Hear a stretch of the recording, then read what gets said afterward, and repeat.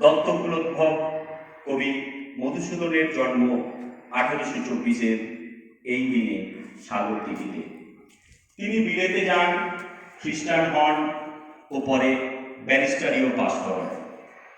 শর্মিষ্ঠা, কৃষ্ণকুমারী, বীরাঙ্গনা ও ব্রজাঙ্গনা কাব্যসহ বহু নাটক ও কাব্য লিখেছেন একেই কি বলে সভ্যতা ও বুড়ো শালিকের ঘাড়ে রোম ইত্যাদি প্রহসন। 29 জুন 1873-এ তাঁর মৃত্যু হয়। 1856 আজকের দিনে প্রখ্যাত বিপ্লবী অশ্বিনী কুমার দত্তের জন্ম হয়।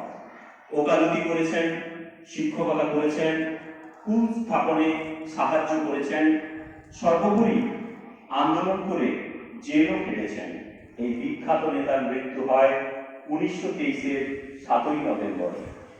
বাংলা থিয়েটার জগতে একটি স্মরণীয় নাম অর্ধেন্দু শেখর মুস্তাফি। বহু চরিত্রে অভিনয় করে খ্যাতি অর্জন করেন তিনি। 1856 25শে জানুয়ারিতে তিনি জন্মগ্রহণ করেন। তোমরা শুনলে ইতিহাসে ঘটে যাওয়া কয়েকটি গুরুত্বপূর্ণ ঘটনা।